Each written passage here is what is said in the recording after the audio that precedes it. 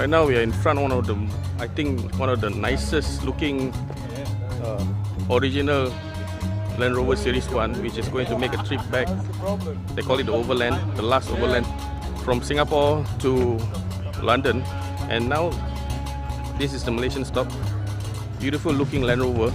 You can see it has its original patina, the original stickers. It still has the original mobile sticker there. Oxford and Cambridge Far Eastern Expedition, the Last Overland. It follows the original 1955 trip from London to Singapore, and this is like a recreation of the original trip, but going back the other way from Singapore back to London. So quite unique, quite unique.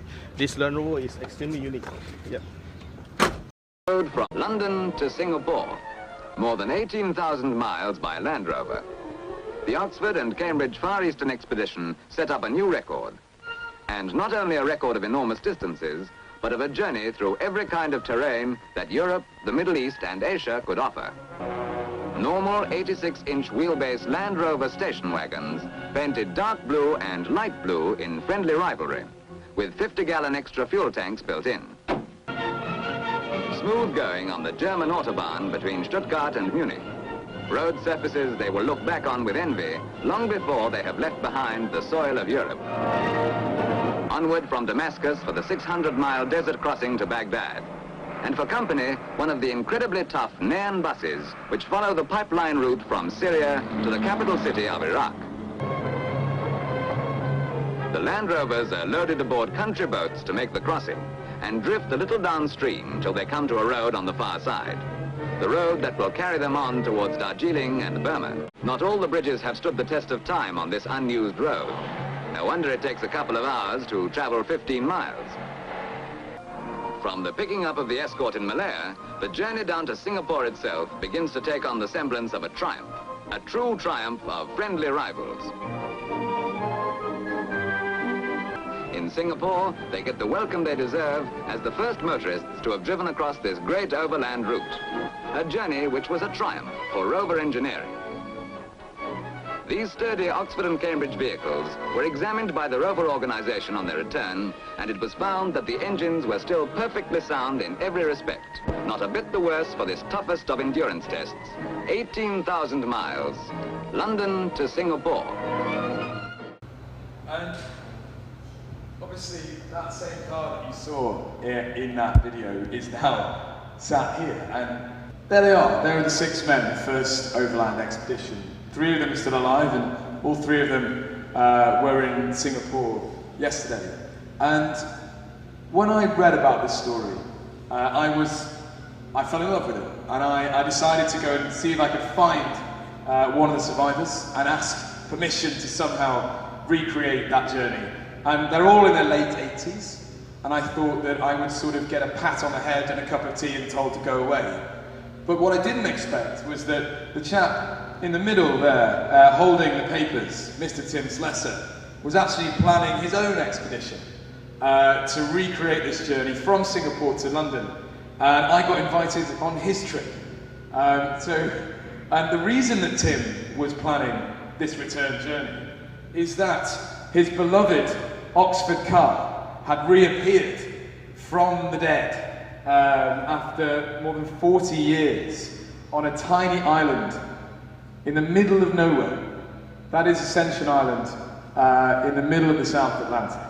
And the car had been sent there after its historic journey here to Singapore.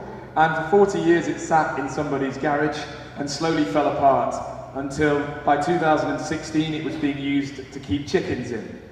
But a brilliant man from Yorkshire got a case all the way to this tiny island, picked up this incredible car, brought it back, rebuilt it, and it passed its MOT the first time, and it got its original number plate back. So Tim was reunited with his beloved Oxford car that he'd lived in for 6 months of his life.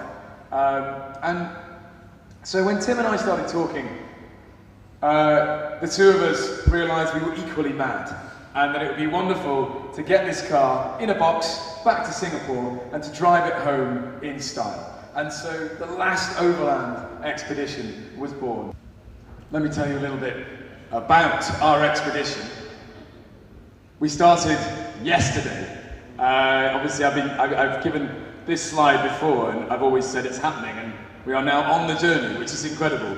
We started yesterday. We started at the Singapore Formula 1 starting grid, as you might have seen all over social media. There's a convoy of 3 cars and now 8 people. I'll explain why. The journey duration is 100 days. We'll be getting there at the end of November. We're crossing more than 20 countries, travelling more than 10,000 miles, and we'll be finishing in the same place that the first Overland did when they returned to London at the Royal Automobile Club in London. So we are on day number 2 of 100 here in Malaysia. Here is the route. The blue line you can see was the original first Overland route. For very sensible political reasons, we are not going back through Syria, Iraq, Iran and Afghanistan. We will be travelling instead through China and Central Asia and we're rejoining the route in Europe. And obviously we're doing it backwards, which is the main difference. Obviously there will be some challenges, I'm sure, but we're very lucky to have some very experienced overlanders here already, which I will introduce you to in a moment. And we've also got the Bible, which is the first Overland book. If you haven't bought it, you should. It's full of excellent advice, like this medical notes, which I like, which is use proper toilet paper and burn or bury it afterwards to stop it blowing about. That was a very important piece of advice that came from the first Overland.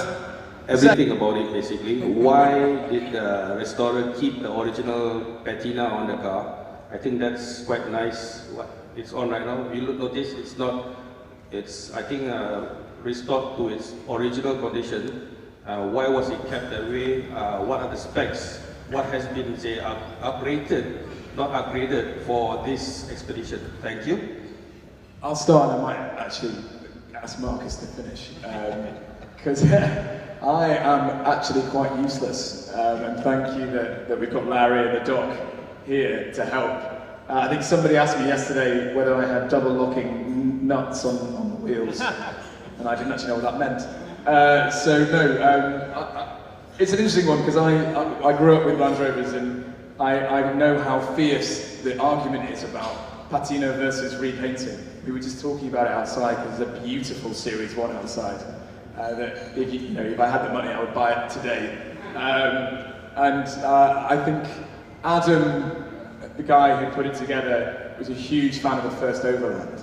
And I think from a design perspective, he wanted it to look almost, as it had been through the wars, as it has. It is aged, it's got old, like Tim and the other men. So why not let the car age with grace, rather than try and dress it up as a younger lady?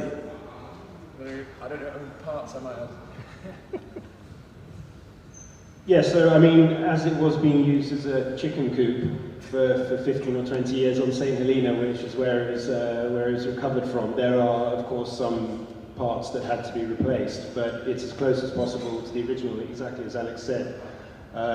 He didn't want it to be brushed up, he wanted it to be the original parts, looking like the original parts, and it's pretty much as spec from the original. It does have an overdrive now, which is great for us. I was amazed at the speed he was driving down the highway up here.